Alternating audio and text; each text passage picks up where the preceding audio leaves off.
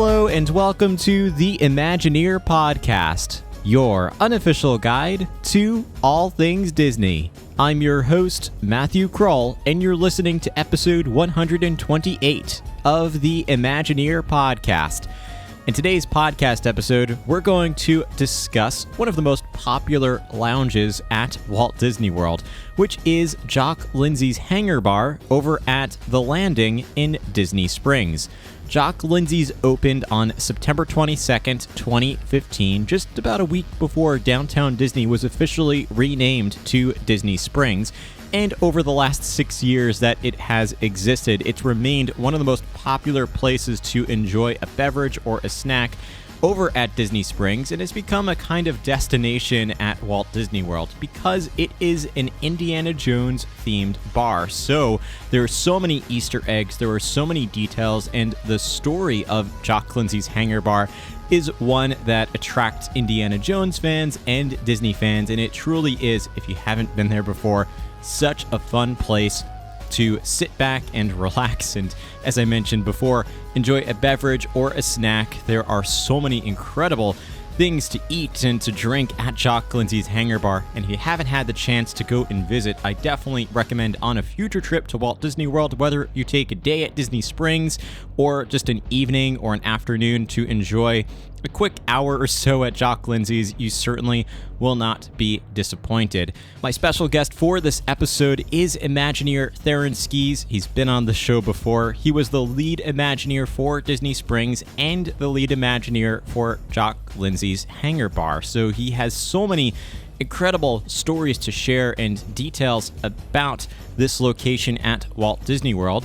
And to make this episode a little extra special, when I was over at Destination D23 in Walt Disney World back in November of 2021, I had the chance to meet up with Theron at Jock Lindsey's Hangar Bar in person. We enjoyed a meal together, eating a couple of the incredible appetizers at Jock Lindsey's and a couple of beverages, and then headed outside and did an Instagram Live, which you can go back and watch on Instagram at instagram.com/ImagineerPodcast. You can watch our full IGTV, our full discussion about Jock Lindsey's Hangar Bar, but I also wanted to turn it into a podcast episode that you can go back and enjoy at any point that you want to listen to the show. So I'm going to play this very special in-person live discussion with Theron Skis about Jock Lindsey's Hangar Bar. We'll share some fun facts and information. Theron has a lot of great details to share about Jock Lindsey's Hangar Bar, and of course chat about some of his favorite details at this location. Before we kick this episode off, I want to give a very special thanks to our sponsor, WDW Magazine. They are the premier magazine focused on Walt Disney World, and you can learn more and subscribe to their print or digital editions by clicking on the link in the show notes of this episode, or by heading to ImagineerPodcast.com. You'll find a link over there as well. At the end of the episode, I'll come back and tell you a little bit more about how you can connect with the Imagineer Podcast on all your favorite social media channels, and how you can help to inspire and create the future of this show. So, grab some headphones, pull up your favorite armchair, and enjoy this episode of the Imagineer Podcast.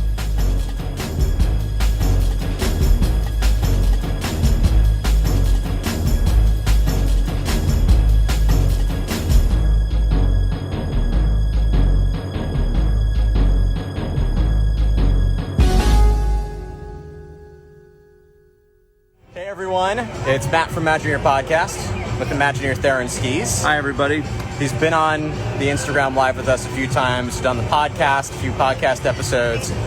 We're here at Jock Lindsey's Hangar Bar, as you can see, which was, well, one of Theron's main creations while working at Walt Disney Imagineering. So I thought we would take a few minutes. I forgot my selfie stick, so I'm not going to be able, my arm's eventually going to get tired. We're going to do maybe 20, 30 minutes, but we'll love to see what questions you all have about Jock Lindsey's Hangar Bar. If there's ever a time to ask, this is the guy to ask. We were inside. He showed me a few pictures. He's in a few photos. I'm going to share them later, so see if you can spot them in a future visit to Jock Lindsey's. But let's get started. I think a lot of people know you by now, Theron, for being on the show before, so we'll skip the introduction. Perfect. talk to us a little bit about the backstory of Jock Lindsey's. Certainly. Well, I have to say this is one of my favorite projects. People ask me all the time, what is your favorite project? And it's so difficult to say, but this is definitely one of them. We had such an amazing team that put this all together. And how many times in your career could you say that you worked on an Indiana Jones location in the world, especially the only Indiana Jones themed bar in the world? So super excited to be able to do that. Well, when we thought about Disney Springs, and we did a podcast about Disney Springs. We did. It'll be out tomorrow, by the way. Whoa, super cool. Make sure you check that out. We kind of thought, a person like Jock Lindsey, who kind of chauffeurs around all these incredible adventures like Indy and other adventures, a place like Florida could be really a great spot, very centrally located. When you start thinking about pirate treasure in the Gulf of Mexico, we thought about Aztec gold and the Inca civilizations in the Yucatan Peninsula, the Fountain of Youth in Florida itself, and of course the Bermuda Triangle. We thought that's tons of reasons why Jock would have housed himself, set up a home here at Disney Springs. Just fly his plane in, land it on Lake Buena Vista, and have a place. So this is kind of how our backstory of how Jock Lindsey's Hangar Bar even came to be. It was literally just a functional hangar where you could run adventures. You could go deep sea diving looking for treasure, or into the jungles looking for the Fountain of Youth. And then of course the idea was when Jock actually passed away, that the folks who operated this space said, well, look, we used to always come back from adventures and have a beer and talk about what we did. Let's just keep it open. And that's how we structured everything. The whole idea was that you're just coming in and enjoying all of the adventures of the past, and that's kind of what you see inside, is this cornucopia of adventure ideas, tons of hidden Easter eggs. Man, we were sitting having a little bit of appetizer inside and just going through all the different Easter eggs. And there's so many. Yeah, I would challenge you, if you're a fan, you got to come check it out and try to find everything. So speaking of the backstory, which is a really cool backstory, the time period of this. So I know that we are, Disney Springs is modern, but Jock Lindsey's is an old bar, or an old hangar, I should say. So what are some of the ways that you made sure this bar was time appropriate, while also speaking to the fact that it's aged since then? Absolutely. Well, the whole thing about Disney Springs is it's meant to be a town, as we've discussed, that kind of grew over time. So each of our neighborhoods, not lands, neighborhoods were set in a specific decade. And right now we're on the old Pleasure Island, which is called the Landing. And that actually was around the turn of the century, so 1900s-ish, when this took place. And so that's what we're saying is in the maybe late 1900s is when Jock actually established this, 1910, 1920, early 1900s, where this was established. And in fact, I was showing Matt a photo that we have inside, right beside the bar, which actually has characters from the Adventurers Club. Because if you remember the Adventurers Club story from Pleasure Island lore, all of those characters took place around that same time frame. That's right. So we kind of were playing with this idea that maybe they were here together, and so that the picture that we have near the bar was a whole day photo shoot that the project team did, where we brought in all of the talent, all of the performers from the original Adventures Bar, and we brought in an Indy performer from the stunt show. We hired an actor who looked like Jock Lindsey, and we did this really great set of photo shoots that kind of took place. But like all of Disney Springs, the architecture itself was meant to showcase a moment in time when it was built for a specific function, but then it was literally lovingly restored and turned into something else. And that's so true of every single building here, and it's the same with Jock Lindsey's. Which is very cool. You've been pointing out the details of the ceiling, which you had mentioned was appropriate for hangars in that time period, but something you wouldn't as commonly find in hangars today. Yes. So next time you're here, definitely check out the ceiling, because it is so cool. That's right. If you're a fan, you could look this up. It's called Lamella, and it's a very special type of a ceiling that was put together. So you didn't have to have columns. That way you could put planes inside. So we represented that. And there's not many in the world, not many in the U.S. anyways, and certainly not many in Florida. So we do have a lot of architectural fans who will come to Jock Lindsey's and just photograph the ceiling, as interesting as that sounds. Yeah. What are some of your favorite details that are inside the hangar bar? Man, favorite details. How long do we have? Well, one of the things we tried to do when thinking through props, obviously this is a very prop-heavy space. But if you just throw a bunch of props in there, it's not going to make as much sense as if you organize them in a specific way. So we thought, okay, practically, how would Jock have set this up? So we think of, okay, well, all of the underwater equipment is in one side. All of the mountaineering and sort of winter equipment is in another side. All of the planning, like maps and star charts and the compasses and sextants and all that stuff, that's all in one space. And anything that has to do with repairing wrenches and everything for the motors on the plane, all of that was another spot. We tried to organize it in that way so that you could kind of take it in that way. But another really super fun thing, I have to mention this, the actual actor who played Jock Lindsey in the Raiders film, his name is Fred, and he's a real pilot. And a really cool story about Fred is that Steven Spielberg actually hired Fred as a pilot when they were shooting the very first Jurassic Park film. And that whole scene from Jurassic Park where it was a big hurricane on Hawaii, that was a real hurricane, or a typhoon, was really happening. So Fred actually flew the production team, Steven and the production team, off of Hawaii. They were like one of the last flights out. And it was actually Fred. It was Jock that did that. So we thought that was so cool. So in the bar here, we've actually done a what looks like a Velociraptor claw, and it's in the props, and it's just sort of a homage to Fred and what he did. That's amazing. That's so cool.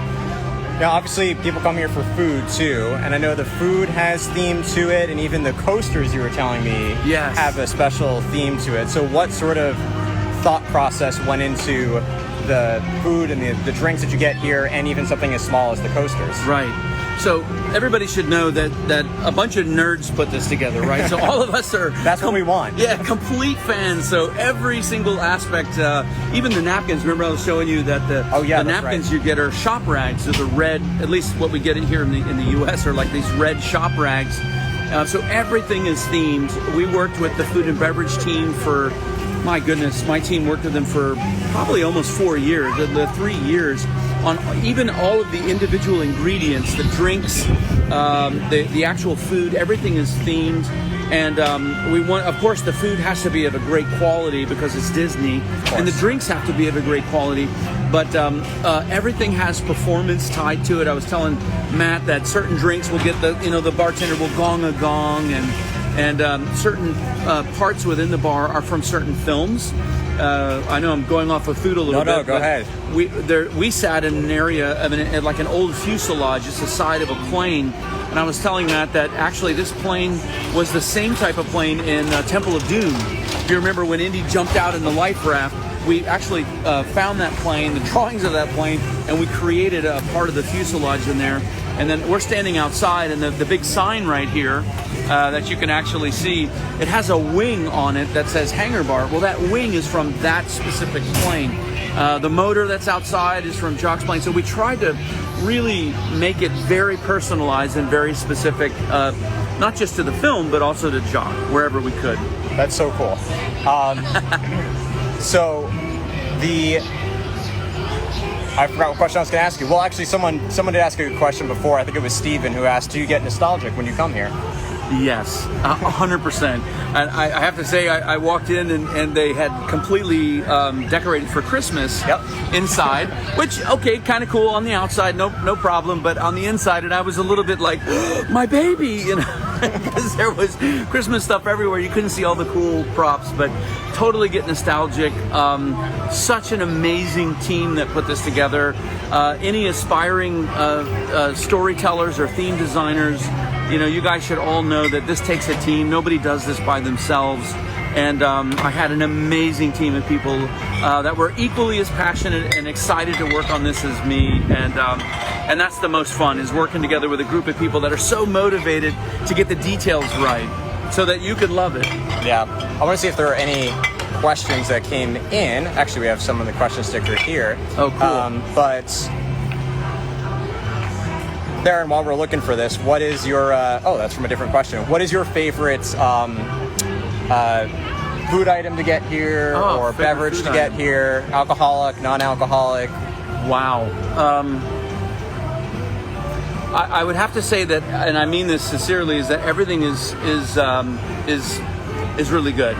I'm a little bit sad. I understand because of COVID, but I'm a little bit sad that the actual menu's not being used. It's the QR code that you photograph, but the actual menu is a pilot's log, and all of the drinks and the dishes are really wonderfully painted and watercolor, and everything was completely designed.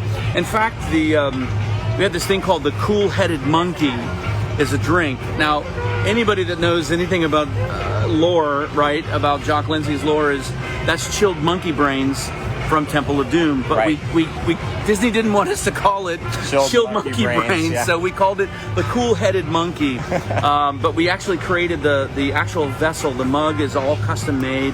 I think if you come here, you'll be blown away. You'll want to spend way more time than they'll want you to stay there to see this.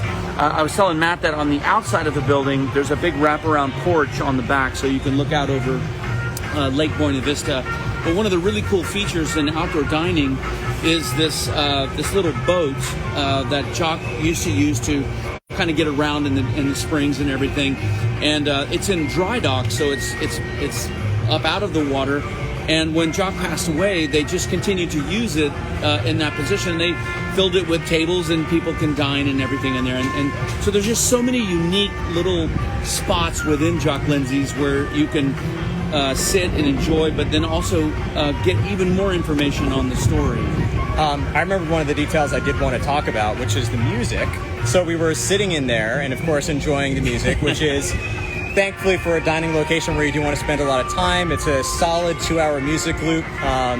But I didn't know you have a personal connection to the music. So can you speak to the music that's in Jock Lindsey's? It's funny, I mentioned to Matt as we were sitting in there eating the Brussels sprouts, which were amazing. So good. Don't forget your greens. Was that I said most of this music came from my personal playlist. And it just kind of worked out. I love the sort of chill vibe music. There was some music in there that felt kind of retro and spy kind of like, and I just thought it fit perfectly for Jock Lindsey. So we put together a demo track, and we brought it to the senior executive team, and everybody loved it. So it was just one of those moments where your personal taste actually ended up fitting the bill, right? That doesn't happen always. No.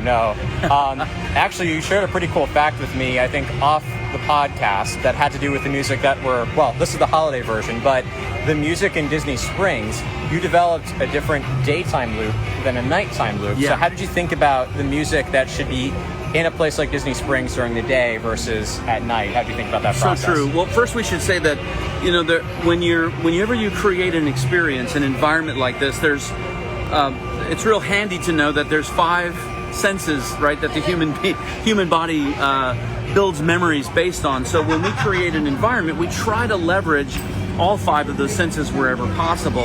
And audio, music, is one of those things that really underlines or highlights that experience. And what we supposed as a team was that the guests that would come to Disney Springs during the day is a different guest than who comes at night. If you come at night, typically you're here for dining, a cocktail, an event, a performance, something like that, a cirque show.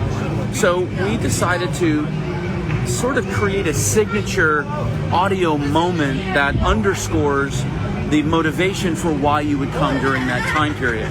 So during the day, the music is a little bit faster paced, because you're kind of walking in between shopping and grabbing your souvenirs before you fly home. So it's same kind of music, this sort of chill vibe music, and each neighborhood has its own music in the same style, So, for example, Town Center is Mediterranean Revival or Spanish Revival style architecture. So you'll find more Latin vibes in there, sambas, that kind of thing, flamenco type guitars that you would feel in there. But it's a little bit faster paced. At night, it calms down a little bit more, and it's much more of a kind of a chill out vibe. So next time you come, check it out. But one thing I'll say about music that I really want to encourage your audience is, if you come, you have to go to the Disney Village and listen to the music there. Why? Because we couldn't find Disney music in this style. Nobody had ever recorded it in this sort of chill vibe. Right. So we actually hired composers to custom make all of the music in the Disney Village. So it's all Disney music, but it's done in this very cool, modern, sort of chill vibe way, because the Disney Village is the place where we have all the Disney products you can really kind of find there. That's so cool. I did not realize that. I'll have to now. I know now when you're going there, right? I'm going. I know exactly where I'm going next. I'm going to go shopping in the marketplace and hear all the music that's there. So I guess, are there any other interesting facts or details you wanted to share about Jock Lindsey that we haven't talked about, or anything that's be very interesting to those who are watching and listening? Well, I would say that if you come here, come with your eyes wide open. If you're an Indiana Jones fan, literally this is the only Indiana Jones themed bar in the world. There's quite a wait to get in, especially now during the holidays. Yes. But if you take a moment to walk around and really look, there's some seriously cool details there. I think you could come back multiple times and see different details. One thing I would point out is the map behind the bar is meant to be this sort of homage to all of the different adventures that took place, not just with Indy, but we wanted to put this story firmly in a modern age, so that Indy knew Amelia Earhart, Indy knew Sir Thomas Mallory, who climbed, Everest, and I mean that's we kind of wanted all of that to exist in the same time period. So you'll see Polaroid shots of these, candid shots of these individuals as if they were all hanging out together. And it was a community of adventurers who were looking for things. Indy just happened to stumble into more paranormal adventures than the others did, and that was kind of his specialty. So our team just lovingly encapsulated so much story, so many interesting Easter eggs for you to find, and it's our joy to present this to all of you, and we just welcome you to come and check it out. And if you're a fan, I mean, this is the place you got to visit. Love it. Rapid fire question, last one before we wrap up here. Your favorite Indiana Jones movie? Favorite Indiana Jones movie is Last Crusade. I love Sean Connery. I love the interplay between them as actors, as father and son. I love the fact that it went back in time, and River Phoenix, who's no longer with us, was sort of embodied in such a fantastic role as a young Indiana Jones. I love that. Was probably my favorite. I think all of us Indiana Jones fans want to forget about Crystal Skull, and we're really hoping that episode 5 is going to be, something amazing. So. Well, at least Harrison Ford's back. It'll be fingers crossed with Disney back in control of everything. It'll be in good hands. But this was so much fun, Theron. Thanks for joining. Thanks for watching, and be sure to check out, of course, Theron's Instagram page, website. You all know where the place is to go to find it. And if you're watching Instagram Live now, tomorrow, our episode together about Disney Springs, which is a really amazing discussion. Please do. If you have already an appreciation for Disney Springs, it will increase it tenfold. So many things I learned. Theron and his team put so much work into Disney Springs. I walk through here now every time with a new set of eyes. So it's really worth listening to. But Theron, thanks for being here. Absolutely. All of you have a great rest of your evening. Thanks for dialing in. Bye, everyone.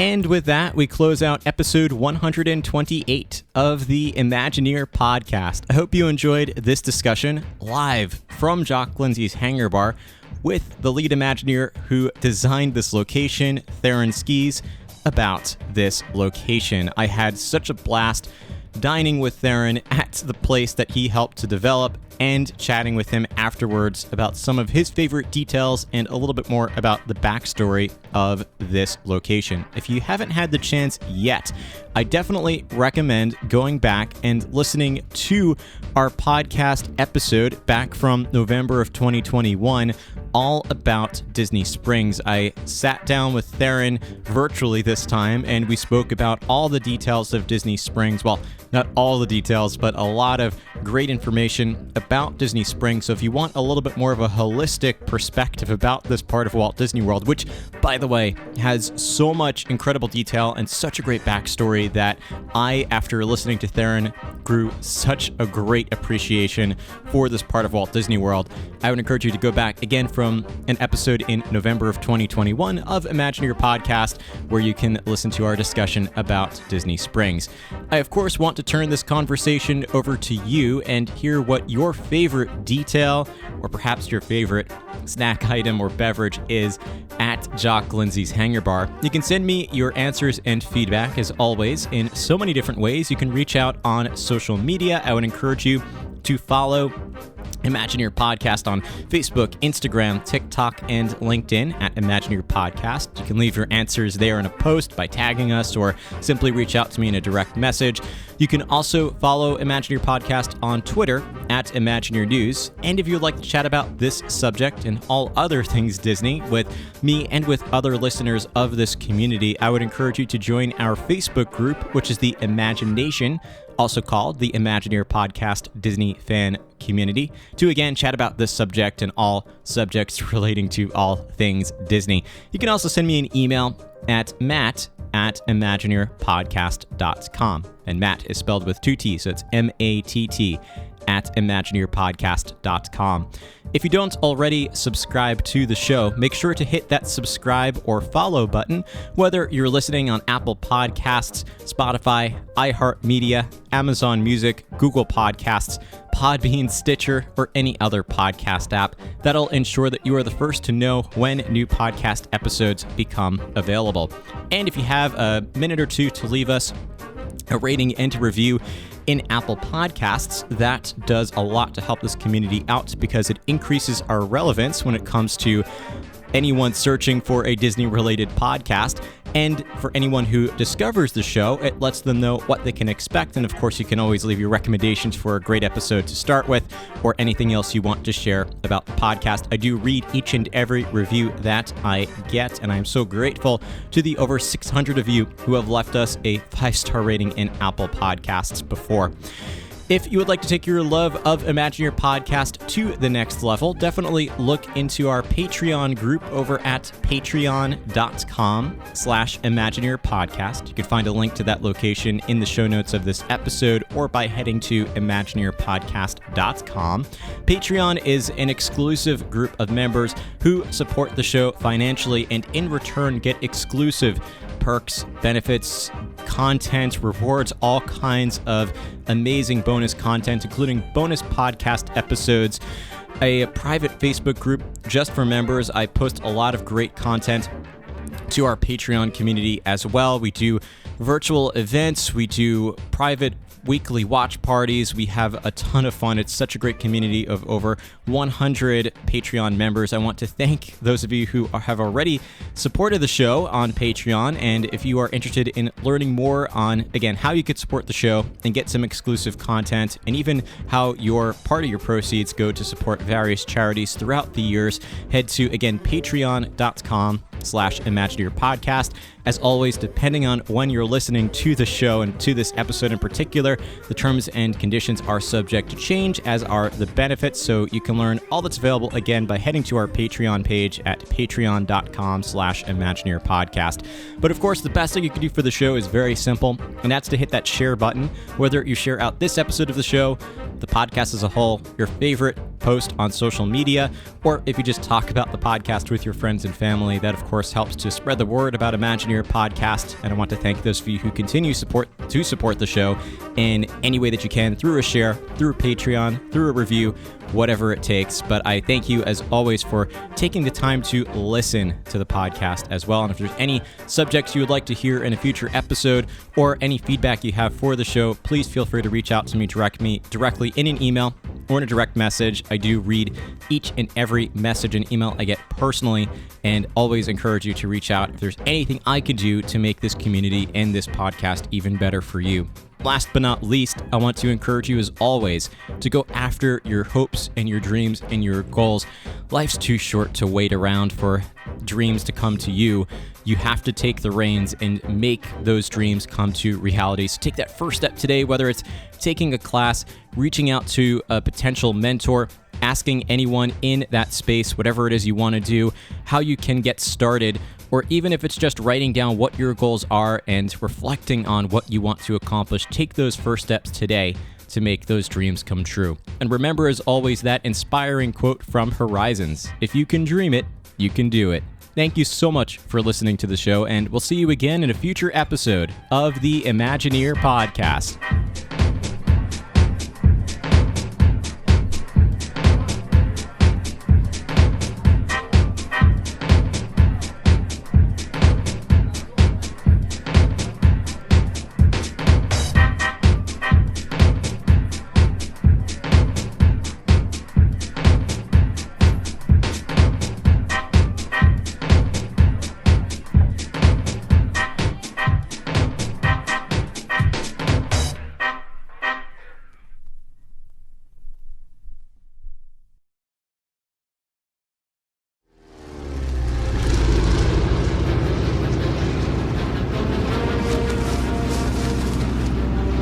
Big snake in the plane, Jock!